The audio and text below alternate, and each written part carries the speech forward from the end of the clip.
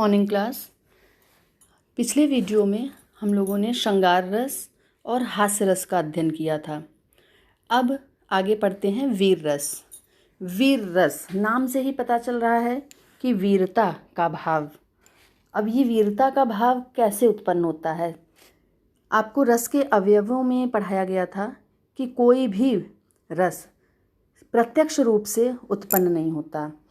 उसके अवयव सबसे पहले स्थायी भाव उत्पन्न होता है, फिर वो स्थायी भाव जहाँ उत्पन्न होता है विभाव के अंगों में, फिर उसके पश्चात जिस कारण से फिर उद्दीपन, संचारी भाव, ये सारे मिलकर तब रस की पूर्ण दशा को प्राप्त होते हैं। वीर रस का स्थायी भाव उत्साह है। वीरता के लिए उत्साह का होना आवश्यक है। अब ये उत्साह कब जागृत होता है? स्थायी भाव जब जागेगा तभी रस परिपूर्ण होगा, तभी रस की निष्पत्ति होगी। वीर रस का स्थायी भाव उत्साह शत्रु का उत्कर्ष, जब सामने वाला शत्रु बढ़ रहा हो और दीनों की दुर्दशा, दीनों पर अत्याचार हो रहा हो, सामने कोई गरीब निर्धन कोई बेचारा दिखाई दे, धर्म की हानि आदि को मिटाने, जब धर्म की हानि आदि को हम देखते हैं तो उसको मिटाने के लिए भले हम कुछ ना कर पाएँ, पर मन में इन सब कठिन कार्यों को करने के लिए जो उत्साह उत्पन्न होता है वही विभाव, अनुभाव और संचारी भावों के संयोग से वीर रस में परिणत हो जाता है, वीर रस की पूर्ण दशा को प्राप्त होता है। वीरता 4 प्रकार की बताई गई है, तो इसलिए उत्साह 4 प्रकार का होता है। पहला है शत्रु के उत्कर्ष को मिटाकर आत्मोद्धार का उत्साह, कि मतलब हमारे सामने कोई शत्रु है, हम उसे मिटाने के लिए, अपने आप को मजबूत करने के लिए जो हमारे मन में उत्साह जागता है कि हम इसे हरा ही देंगे, ये भाव जो जागता है उत्साह का, एक तो वो हो गया। दूसरा दीनों के दुख को दूर करने का उत्साह। तीसरा अधर्म को मिटाकर धर्म का उद्धार करने का उत्साह। चौथा सुपात्र को दान देकर उसके कष्ट को दूर करने का उत्साह। तो इस तरह से इनके 4 भेद बता दिए गए हैं: युद्धवीर, धर्मवीर, दयावीर और दानवीर। वीरता के ये 4 भेद बताए गए हैं। तो ये परिभाषा आपको समझ में आ गई होगी। इसके पश्चात इनके अवयव, जो जैसे श्रृंगार रस में बताया था कि कुछ शब्द निश्चित हैं, अगर आप उनको अच्छे से याद कर लेंगे तो परीक्षा में आपको आसानी होगी, आपको रटना नहीं पड़ेगा। आप उसको एक बार अगर समझ लेंगे तो हमें बहुत कठिनाई नहीं होगी स्पष्टीकरण लिखने में। सबसे पहले स्थायी भाव लिखना होता है, फिर आलंबन में आश्रय विषय होता है। तो वीर रस में हमेशा जो आश्रय है वो कौन है? पाठक होगा, या फिर अगर किसी का नाम दिया गया है उस उदाहरण में तो उसका हो जाएगा। विषय हमेशा या तो शत्रु होगा या जो अत्याचार कर रहा होगा, जिसको हमें मिटाने के लिए उत्साह हमारे मन में जागा है वो विषय होगा, और जिसके मन में जागा है वो आश्रय होगा। उद्दीपन स्थायी भाव को कौन बढ़ाता है? शत्रु की शक्ति। अगर शत्रु बहुत अधिक शक्तिशाली है तो उसे मिटाने के लिए उतना ही उत्साह अधिक होना चाहिए। अहंकार, रणवाद्य जो युद्ध में बाजे बजते हैं, यश की चाह, याचक का आर्तनाद, जो मांगने वाला है हमारे सामने रो रहा हो, गिड़गिड़ा रहा हो, तो मन में दया भाव, जो दया वीरता है वो जागृत होती है। अनुभाव, फिर आश्रय क्या करता है? प्रहार करता है, शत्रु पर प्रहार करेगा।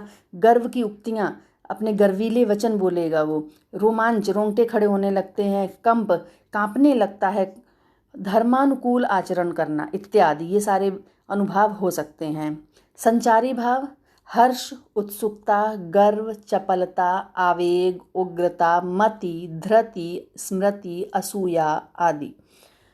तो ये सारे आपको संचारी भाव आपको याद करने पड़ेंगे, उसके अलावा आप उदाहरण में समझ कर लिखेंगे। अब इसके पश्चात हम इसका उदाहरण देख लेते हैं। मैं सत्य कहता हूँ सखे सुकुमार मत जानो मुझे, यमराज से भी युद्ध में प्रस्तुत सदा मानो मुझे। है और की तो बात क्या, गर्व मैं करता नहीं, मामा तथा निज तात से भी युद्ध में डरता नहीं। मैथिली शरण गुप्त द्वारा रचित है ये पंक्तियाँ। तो यहाँ पर ये किसने कहा है कथन? अभिमन्यु ने। किसने कहा? अभिमन्यु ने। और अपने सारथी के प्रति, जब चक्रव्यूह में जाने के लिए सारथी ने रोका कि मत जाओ, वहाँ बहुत बड़े बड़े योद्धा हैं, महान वीर हैं सामने। तो अभिमन्यु ने ये कहा कि मैं गर्व नहीं ज़्यादा करता, युद्ध की जहाँ बात आए तो मैं अपने मामा कृष्ण और अपने पिता अर्जुन, युधिष्ठिर, भीम आदि से भी नहीं डरता हूँ। तो ये सब क्या है? इसमें कौरव आलम्बन है। आलम्बन कौन है? कौरव। और आलम्बन का मतलब यहाँ पर विषय, किसके कारण अभिमन्यु के मन में उत्साह उत्पन्न हुआ? कौरवों के कारण। तो कौरव विषय हो गए और अभिमन्यु आश्रय। अभिमन्यु के मन में उद्दीपन क्या है? चक्रव्यूह की रचना। और अनुभाव, अभी आपको ऊपर बताया गया कि गर्वीली उक्तियाँ, गर्व से कहे हुए वाक्य, अभिमन्यु के वाक्य यहाँ पर अनुभाव हैं ये।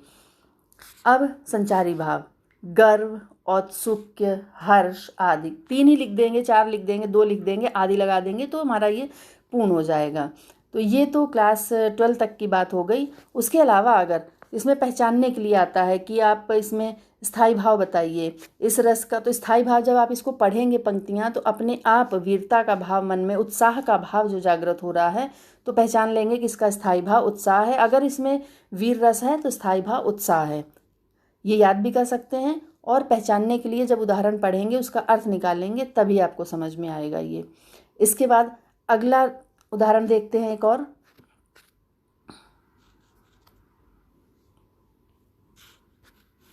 साज चतुरंग सैन अंग में उमंग धारी, सरजा शिवाजी संग, सरजा शिवाजी जंग जीतन चलत हैं।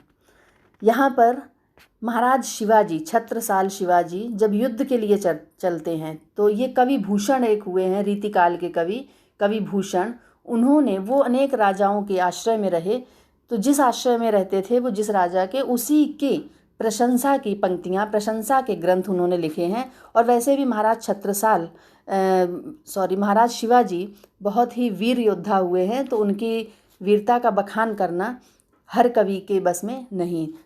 भूषण ने उनकी वीरता का बखान किया है। जब वो युद्ध पर चलते हैं उस समय का दृश्य है, तो युद्ध पर जा रहे हैं तो स्वाभाविक है वीर रस ही होगा यहाँ। साजी चतुरंग सैन, साजी का अर्थ है सजाकर, चतुरंग चतुरंगिनी सेना। चतुरंगिनी सेना कौन सी होती है? पैदल, हाथी सेना, पैदल सेना, घोड़े, रथ, ये चारों सेनाएं मिलकर चतुरंगिनी सेना।